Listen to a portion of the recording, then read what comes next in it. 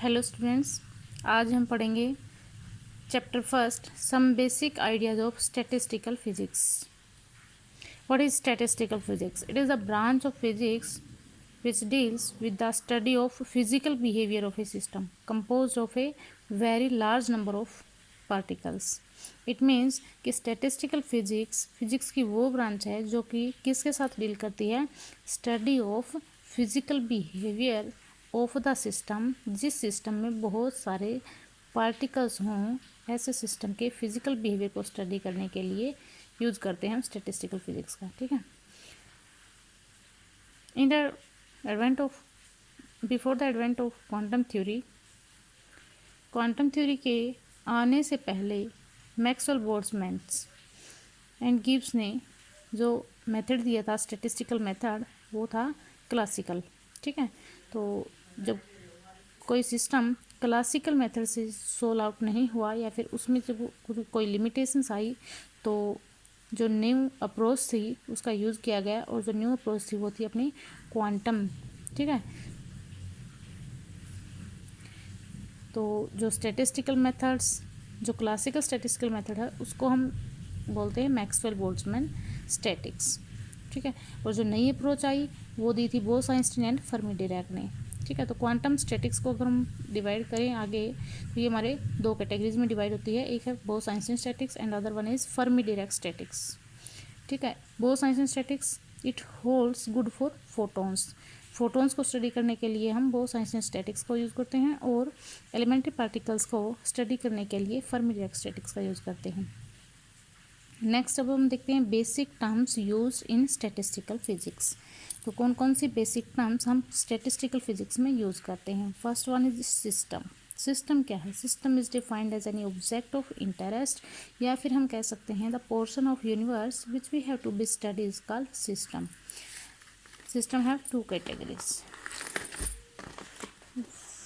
First one is microscopic system. Microscopic system एक ऐसा system होता है जिस सिस्टम के अंदर फ्यू पार्टिकल्स होते हैं, तो फ्यू पार्टिकल के सिस्टम को हम बोलते हैं माइक्रोस्कोपिक सिस्टम। मैक्रोस्कोपिक सिस्टम जिसके अंदर very large number of particles होते हैं, ऐसे सिस्टम को बोलते हैं मैक्रोस्कोपिक सिस्टम। ठीक है। कुछ अदर टर्म्स मैक्रोस्कोपिक सिस्टम का अगर हम एग्जाम्पल देखें, जैसे ड्रॉप ऑफ वाटर है, जैसे जिसके अंदर बहुत सारे पार्टिकल्स, मॉलिक्यूल्स होते हैं। Next is trial and event.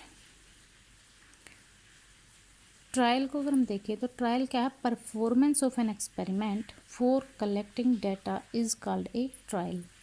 तो किसी भी एक्सपेरिमेंट की परफॉर्मेंस को ही हम बोलते हैं ट्रायल। ठीक है। Next the result of the experiment. Event क्या है?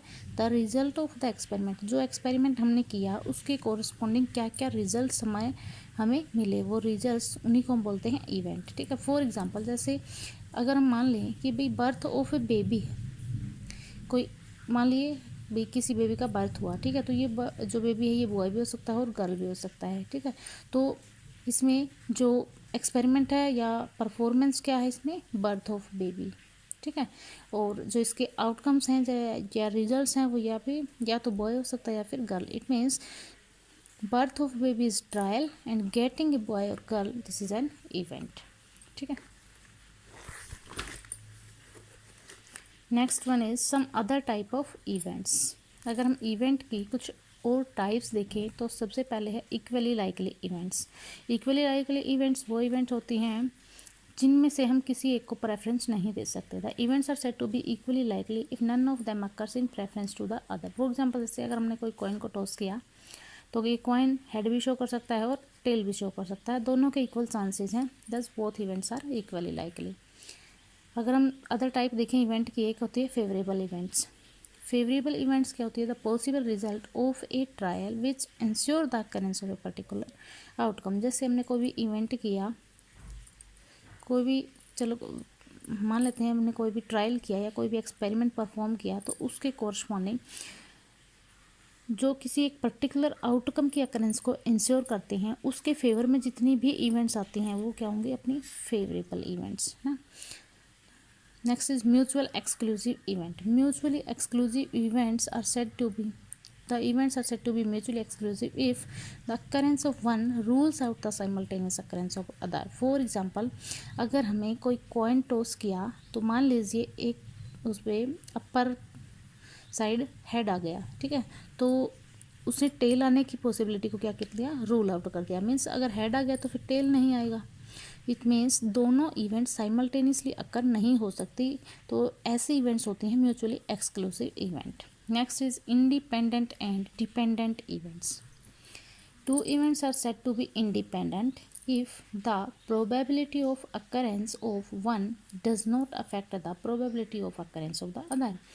इसका मतलब ये है कि अगर मान लीजिए कोई एक्सपेरिमेंट किया, ठीक है, तो हमें कोई इवेंट मिला, तो उस इवेंट के होने से कोई किसी दूसरे इवेंट के होने या ना होने पे कोई इफेक्ट नहीं आता। इट मीन्स कि एक इवेंट की अकरेंस दूसरे इवेंट की अकरेंस को अफेक्ट नहीं करेगी, तो वो होंगे इंडिपेंडेंट इवेंट्स। लेकिन अगर इसके opposite, if two events are not independent then these are called dependent events. तो आज की वीडियो में इतना ही, बाकी फिर नेक्स्ट करेंगे हम सैम्पल स्पेस एंड प्रोबेबिलिटीज़, ये परमुटेशन कम्बिनेशंस, वो हम नेक्स्ट वीडियो में करेंगे।